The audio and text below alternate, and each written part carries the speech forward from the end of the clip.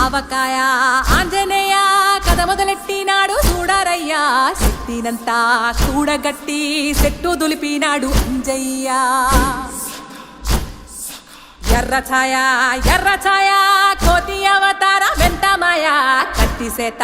పట్టకుండా కాయ కోసినాడు కపిలయ్య